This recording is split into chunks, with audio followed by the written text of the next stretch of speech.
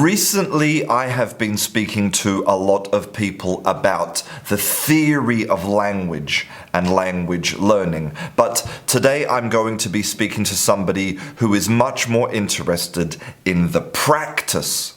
Somebody who, at the age of 73, has learnt 20 different languages, the polyglot Steve Kaufmann.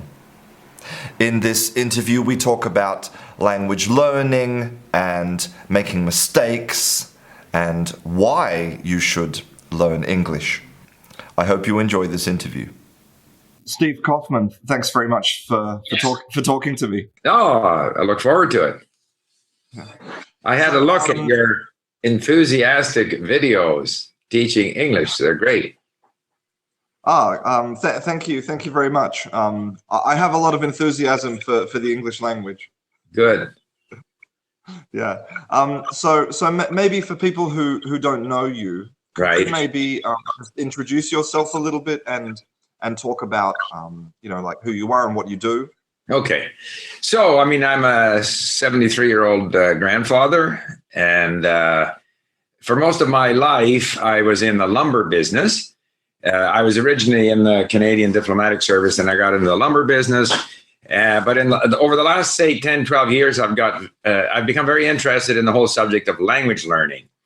And so I have a website together with my son where people learn, 35 languages we have on the site. It's called Link, LINGQ.com. I've also learned more languages after the age of 60 than I learned before the age of 60. So I'm now...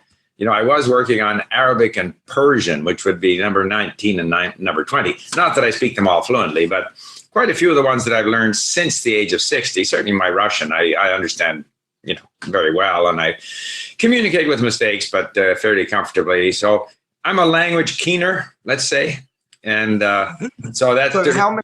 Yeah. Was learning languages part of your career in the diplomatic service? I imagine it was. Yeah, well, first of all, when I was young, I went to France, right? I got quite keen. I grew up in Montreal, which was theoretically bilingual, but wasn't bilingual. So English-speaking Montreal was English, and French-speaking Montreal was French.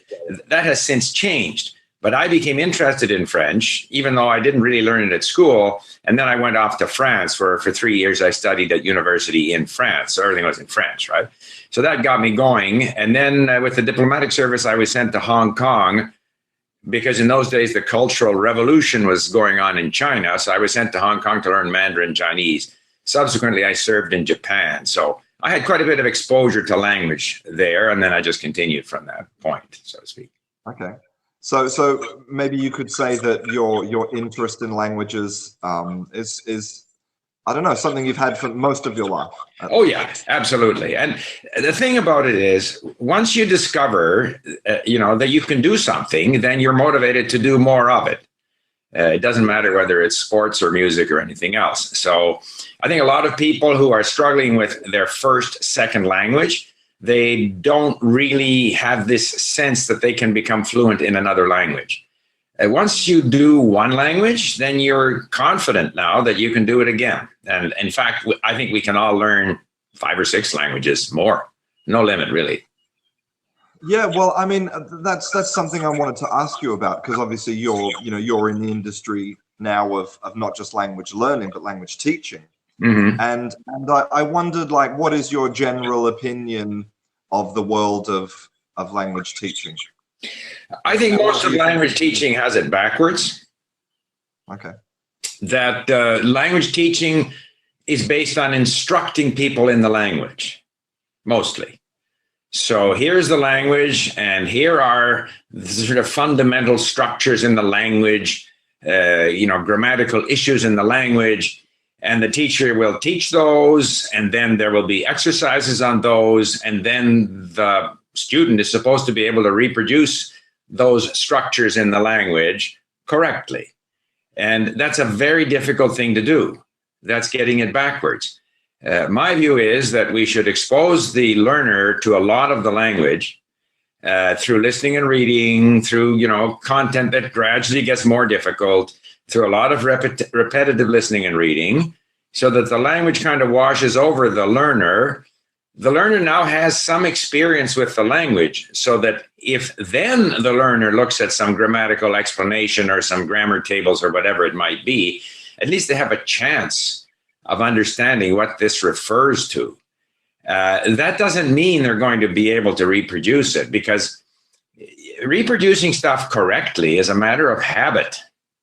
I mean, you know yourself, people who learn English, there's hardly anybody who doesn't know that the third person singular of the present tense has an S at the end of it. He goes. You know, not a difficult concept. And yet, how many people make that mistake all the time? All the time. Too many. Too many. I mean, the best example is the Chinese, because in Chinese, in the spoken language, there's no difference between masculine and feminine. So lots of Chinese people have a 50% chance of saying my husband, she. Okay. Because they don't have the habit. And I have the same when I learn Russian, for example. In English, we go to the store. But in Russian, if it's to the store, by the store, from the store, the ending is going to change. So if your habit is to say, I go to the store, you're going to, want to produce the word store in one form, regardless of the role of that word store in the sentence. So we have to change habits. So I think language instruction is extremely ineffective. Okay. And I mean, because for me, when I look at the industry as well, I see a lot of, there's a lot of products out there from massive companies. Right. I'm not going to names, but that are making what I consider to be just completely false promises.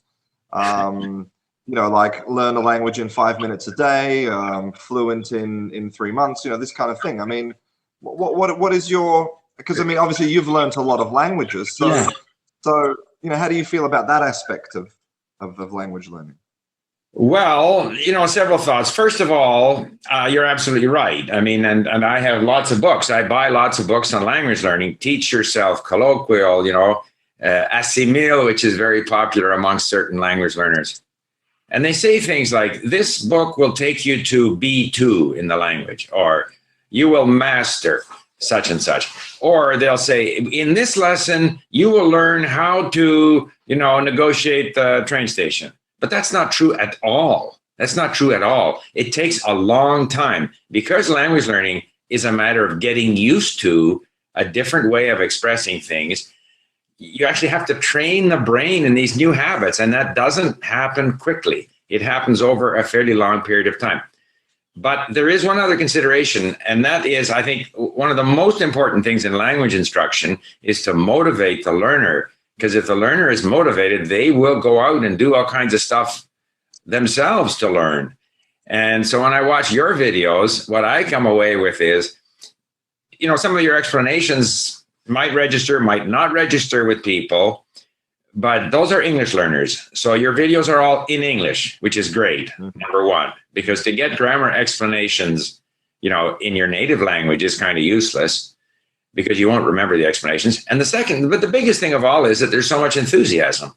So that with this enthusiasm, people, okay, yeah, well, maybe I'll look into that. Or, people start to pay attention, and they might then put in the time, because it takes a long time, the time necessary to actually improve. So maybe the books that promise 5 minutes a day or learn in 3 months, that's just a means of getting people in the door. Yeah, well, I suppose maybe as a psychological tool to get people to take that first step, maybe it is useful to say, you can do this, right? Right. But I don't know, maybe I'm in two minds, because obviously if you set people kind of false expectations, then when they're sort of 3 weeks in and they realize this is going to take a long time, maybe they give up. I agree with you. I agree with you. I think it's, in fact, a lot of people are very frustrated language learners. They're frustrated because they don't progress as quickly as they would like. And in a way, we're always somewhat frustrated. We would like to do better. And I always tell people, give yourself credit for what you've done. And so to the extent that the give people false expectations, I think it's a negative thing. So yeah, it gets them in the door, but when they discover, in fact, that they actually have to do it every day, at least an hour a day, that it's going to take a year and not 3 months, and even then they're going to be dissatisfied with all the things they don't understand and all the things they can't say and all the mistakes they make. So I think, in effect, it's a bad strategy. But if you're selling books, it's probably a good strategy. Yeah, of course. It's like, the pictures that they show of a Big Mac are not like the final product. No, not that the pictures are that appetizing either, but.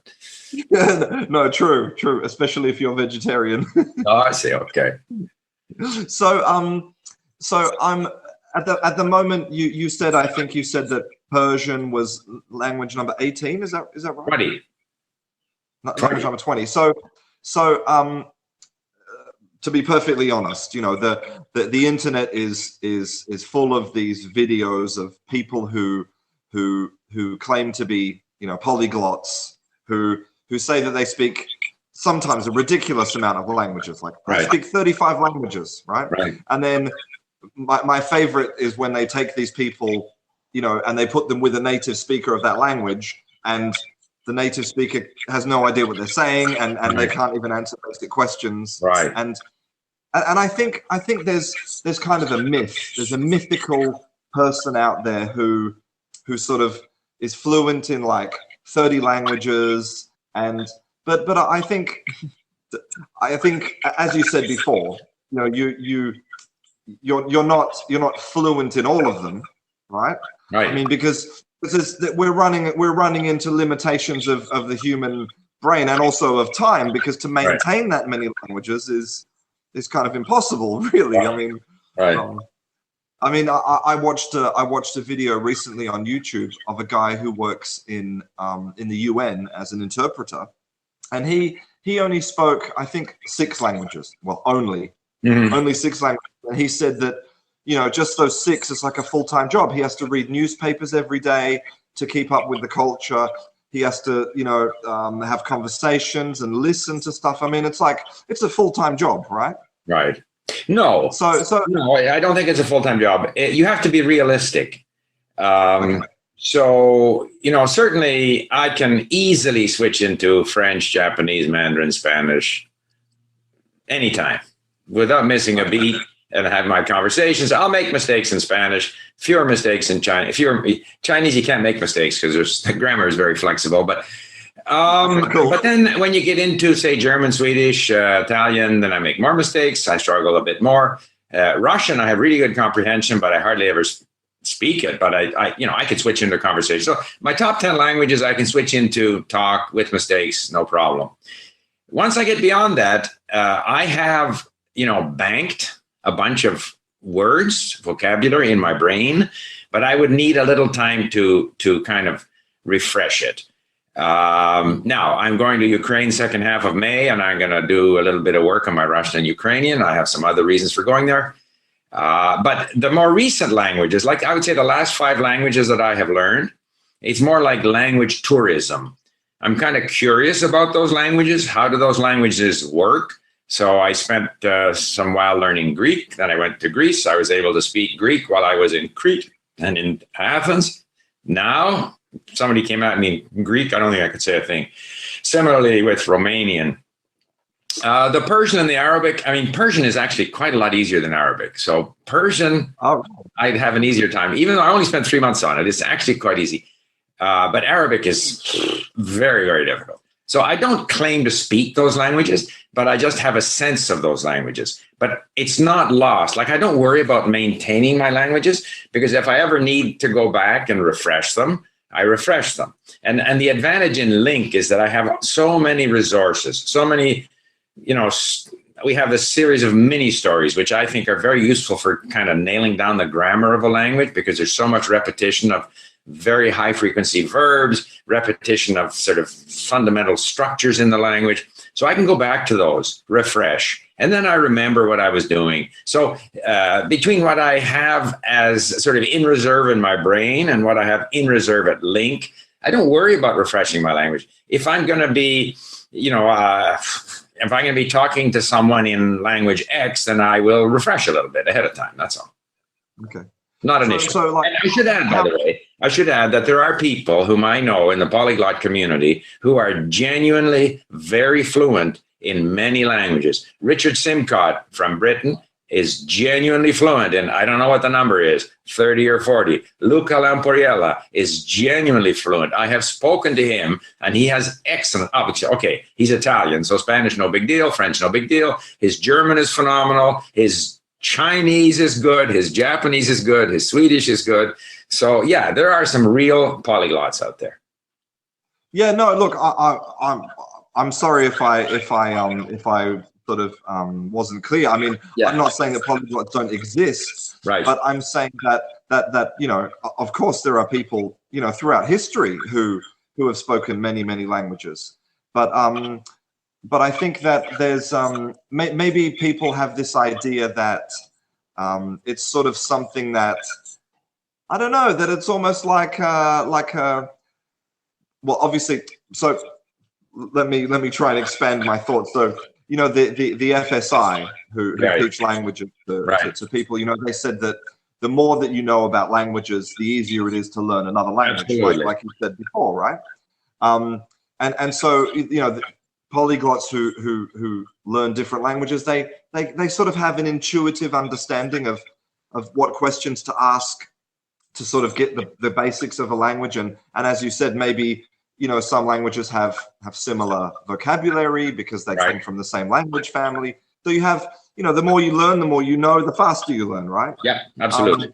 But I think what I'm getting at basically is that all of this doesn't come from some kind of special talent, right? It's hard work. No, it's absolutely hard work. Like I'm a nut. Okay. I mean, I listen every free moment. If I'm doing the dishes, if I'm in the car, I'm listening to language. Who else does that? When I see people in the gym with their AirPods on, they're not listening to language. They're listening to their favorite rock band or something. I don't know what they're listening to.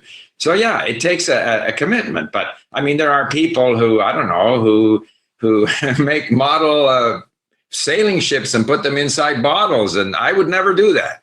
So it's a matter of what you're interested in. Yeah, of course. But the thing is, you know, the more languages you learn, the better you become at language learning. The brain, you're developing a capability in your brain.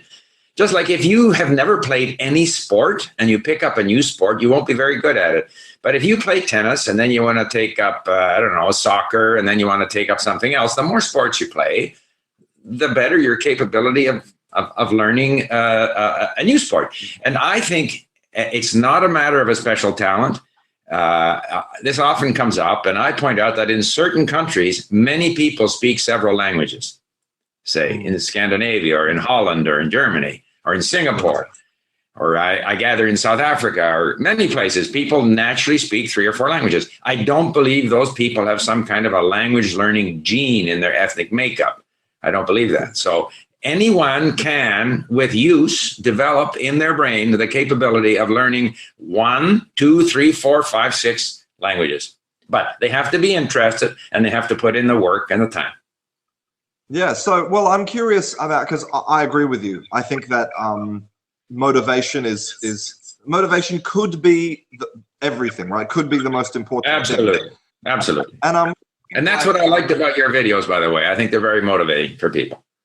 Thank you. Well, I mean, I try my best. Maybe because, you know, because I enjoy. Well, look, you know, I studied French at high school for 7 years, and after 7 years, I couldn't even introduce myself. Really, it was just a complete waste of time. And you'd be typical. And you'd be typical.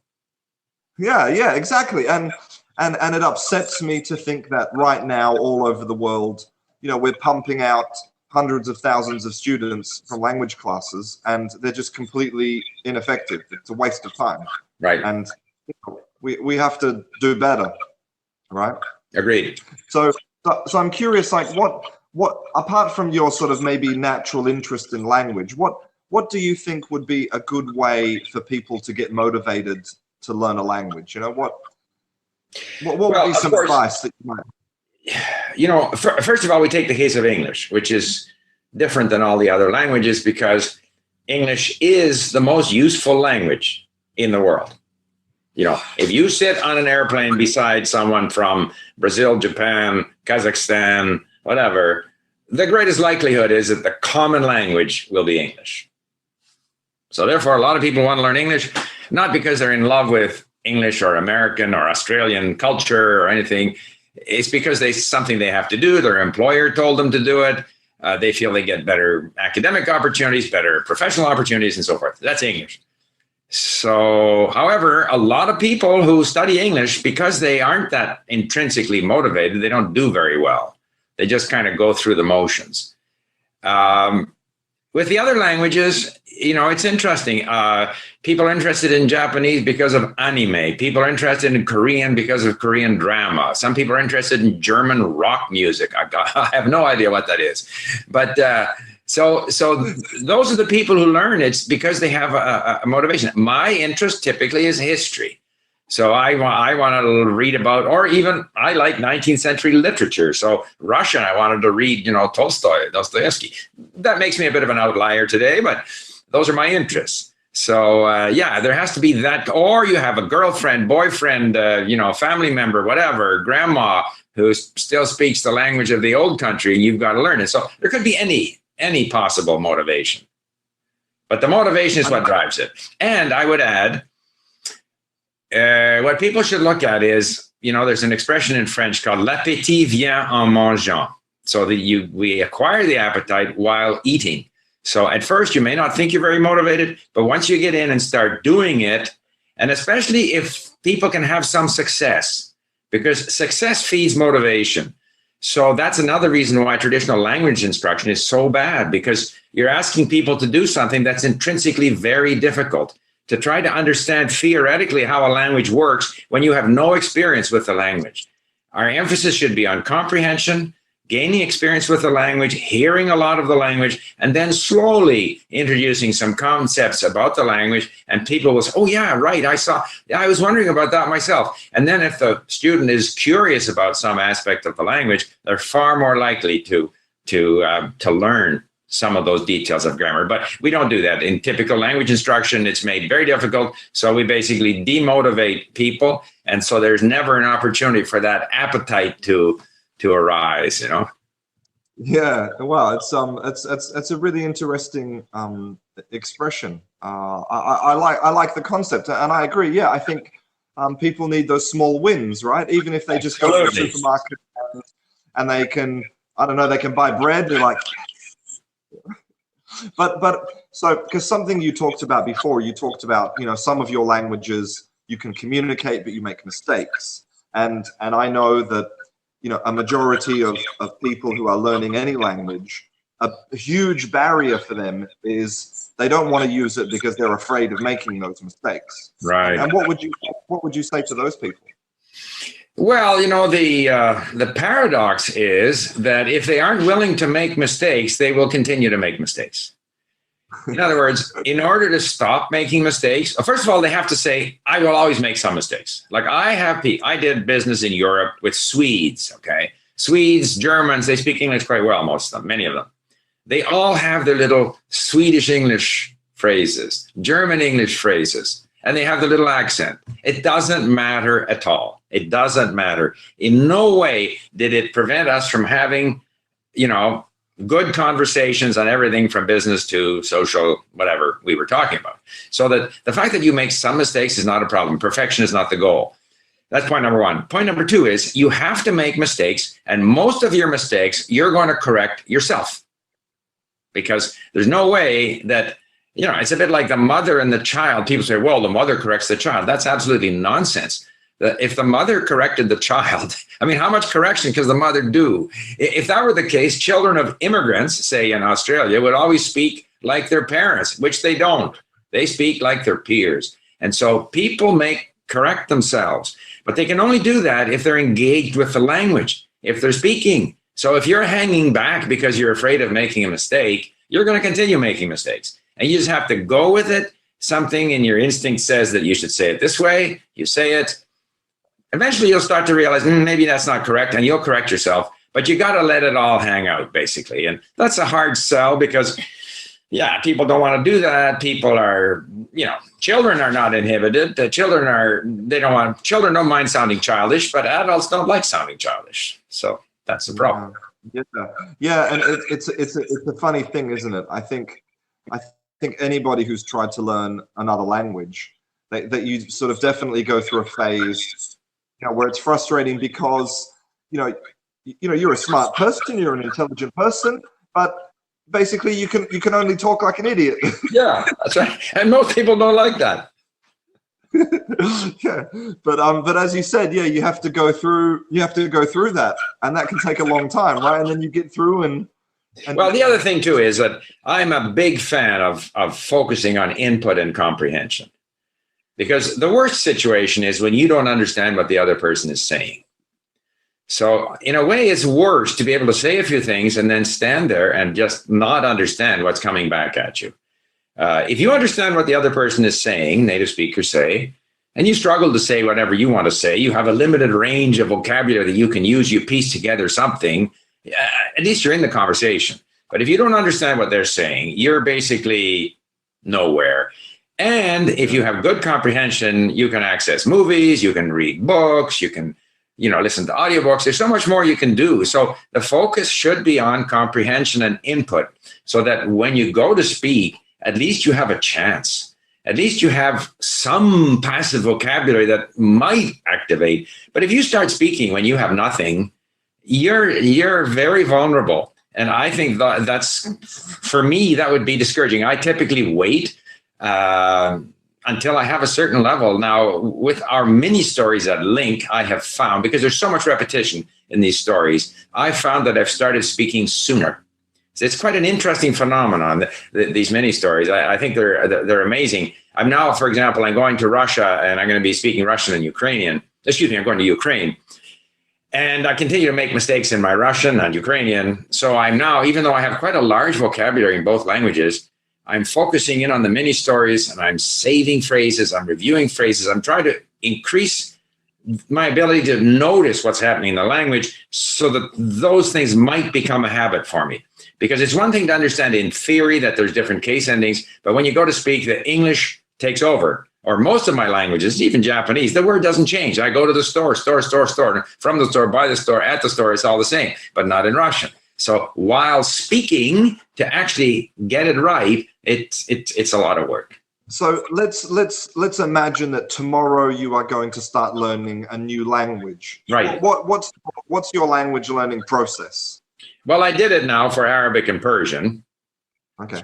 First thing I had to do was learn the writing system, because I very much believe in reading. Reading is, if I just hear something, I have a lot of trouble trying to remember it. Like if I have an online tutor and I say, how do you say this? And they give it to me in Persian or Arabic, I can't remember it. But all of my online tutors, they give me a list of, say, 15 or 20 words and phrases, which they also record, by the way. And I import this into Link as a lesson, and I study it, and slowly, I have a chance of remembering those words. But so I learned the writing system because it's different. If I were learning, Finnish, I wouldn't have to learn the writing system because I have the writing system. But then typically what I do is I buy a starter book, Teach Yourself, a colloquial, whatever it might be. And then I start into our mini stories at Link.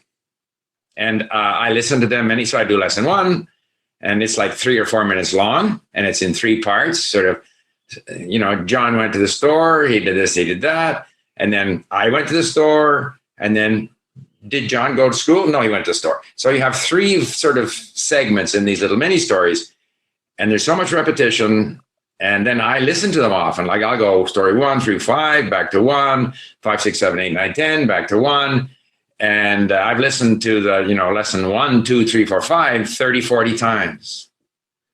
So by focusing on certain phrases and certain words, listening to it often. And of course, the key is listening, because you can do it everywhere. You can do it while working out. You can do it while, I can get in an hour a day, 45 minutes to an hour a day, every day, listening. And listening triggers the rest, because now I listen to stuff I didn't really understand. So now I want to read it and see what was that? Like I kept on missing the same parts, or maybe I didn't understand any of it. Then I go back in and I read it. Then next day I'll be listening to it again, and they're still missing the same parts. And then I go back in, so that the listening is key. The listening is something that's so easy to do, then it triggers the rest of it. And then if there's an issue in grammar, nowadays you can look up, like I'll just Google my Persian verbs or something and I'll see, So, but the listening is the key. So lots of listening. And then it's nice to have a book. I think it's nice to cover the same ground from, in different ways. So Link I do on the iPad, but then to have a book so I'm covering the same kinds of stuff in a book. And with that, like in Persian, within 3 months, I posted a video of myself, my discussion with my Persian tutor after 3 months. And lots of as I'm struggling to remember, but we had a conversation. Wow, well that's awesome. So obviously Luca yes. Lampier, I think his name is, yeah. Okay, and Richard Simcott, and obviously other polyglots yes. in the community. Right. And what are the sort of similarities? Is there a similar sort of? I think the core similarity is the need for a tremendous amount of input, listening and reading. That's the core. Now, I know that Luca, he emphasizes translation. So translating from the language into your own language, from your own language back into the target language, which is a good thing to do. I don't do a lot of that because I'm not that motivated to do it. If I were at school and I had to learn by a certain date, I might do that, but I don't do that. But that's what Luca, that's one of the big, I don't know all of the details of what Luca does, but I know that translation is a big part of his strategy.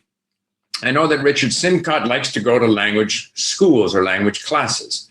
So we may have different degrees to which we focus on grammar or which we focus on writing or translating, but the core, I think, to all of the polyglots, going back to the famous Hungarian lady of the previous century, Kato Lam, is input. And Stephen Krashen, like input. You can't learn the language without a lot of input. Mm-hmm. Yeah, I mean... but you should ask them, too. I mean, they may say something different. I shouldn't speak for them, No, sure. I was just obviously because I don't know really any polyglots. You're the first polyglot I've ever met in my life. So okay. So I was just curious, if there was some sort of central, important method and input. Yeah. Okay. There is a fellow called. It's true that. It's true that without vocabulary, well, you can't speak, really. Vocabulary and just getting used to the language. So if you acquire your vocabulary through lots of listening and reading, the brain is getting used to the language. Some people say that you should review the most common vocabulary and all that stuff, and I never believe that because the most common vocabulary, it repeats so often in just about anything you're going to listen to and read. You don't have to make a special effort to learn it. You'll see it often enough if you do enough listening and reading. So, and Link basically is based on making that listening and reading easier to do, because I always get the question, well, how do you listen to something you don't understand? Like, how do you start? You know no words. How can you listen and read when you don't know the language? So that's what we do at Link. We get you started. So you've got a short little text. You start looking at words. You do a lot of listening, and slowly you get a bit of a toehold, and then you just grow from there. Okay, so what would you say to students who maybe they learned English at high school but they didn't really learn anything, and maybe they went and they bought like a teach yourself book and they didn't, nothing happened, and what would you say to the student who really wants to learn a language, English, but they don't really know what to do, and they don't know what works, and Well, I would say that they've got to have a strategy that is sort of a two-pronged strategy. The sort of big picture strategy, and then the nuts and bolts strategy. And they got to do both of them. The big picture is get into content that interests you, whatever it might be. If you're in business, look up business articles on the internet. Pick your way through them, learn the words, listen to podcasts on business. Depends what the level is, of course. But if they're not at that level, they got to start at a somewhat lower level. But that's kind of just getting the language in you. Lots of listening and reading. The other aspect is then the nuts and bolts, because particularly if you need the language for business, then you are concerned about, your tenses and all the other finicky points of English usage. And so there, I personally, I enjoy using our mini stories because you're getting a lot of repetition, and in a way, because the mini stories, once you've done them, you know what the story is about. You've heard it now 2 or 3 or 4 times. So now you're focusing in not so much on the meaning, but you're focusing in on some of the structures and some of the words. And I think that's very useful. You should also occasionally go over grammar. And I only looked at a couple of your videos, but someone whose English is good enough to understand what you're saying is benefiting because they're being reminded of stuff that they have come across in their listening and reading. You are providing some explanation. You're providing it in English, which is good because therefore, presumably they're interested. So they're listening to you. You are now interesting content. Every time you're listening to interesting, meaningful content, you're improving. So just the mere fact that you're listening to your videos is good for them. And then they're reminded, or certain things are explained that they actually have a bit of an understanding of because they've come across it in their big picture listening and reading. And so it helps them perhaps notice it. And it might be that the next time they come across the third person singular of the present tense, that it'll click, that in fact there's an S there, and they might start using it when they speak. So that's why I say big picture and nuts and bolts, both of them. And then, if at an early stage, I don't think speaking is that important because the comprehension isn't there. But once they have a decent level of comprehension, they should be trying to speak.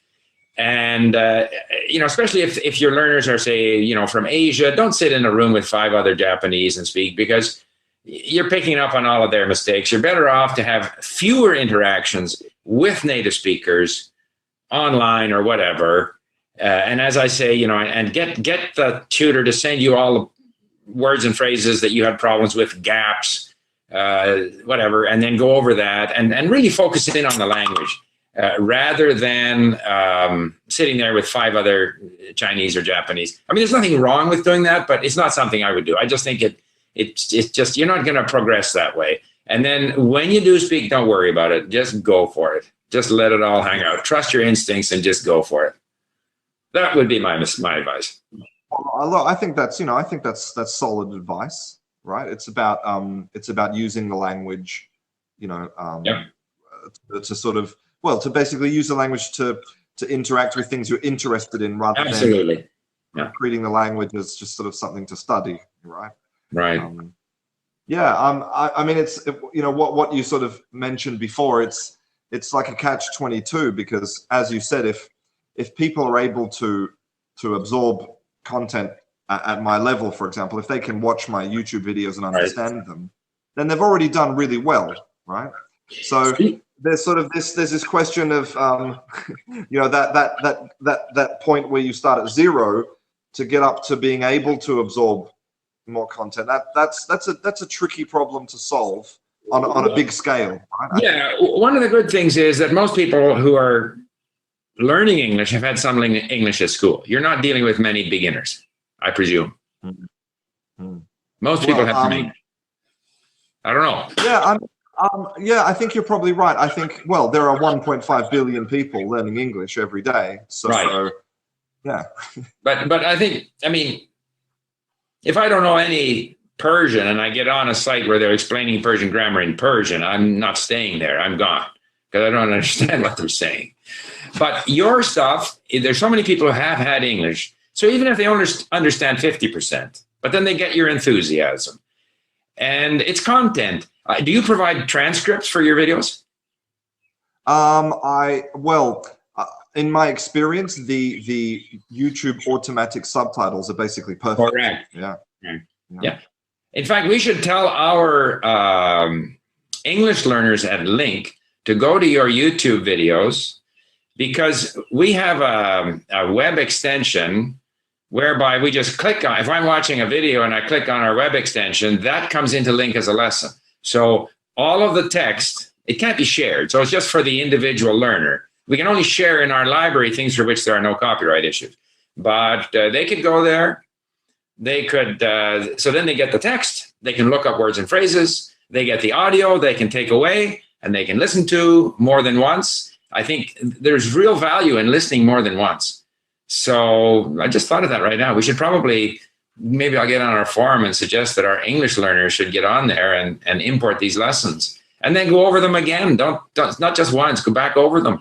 But the advantage of audio is that they can be in the car, they can be anywhere, and they can be listening to them again. Then they go back and watch you again and watch all your, gesticulation. Yeah, I mean, I think it's fascinating to me how many people actually pay. They'll pay like a monthly fee just for transcripts. Like, it's so important for the learners. Of course it is. That transcript. Oh, yeah.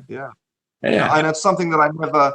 Well, look, I mean, I've been living here in Spain for 9 years, and my level of Spanish is, well, probably intermediate, because I teach English, so I work every day in English. Right. My level is a result of the effort that I've put in, and I've put in not very much effort, to be perfectly honest.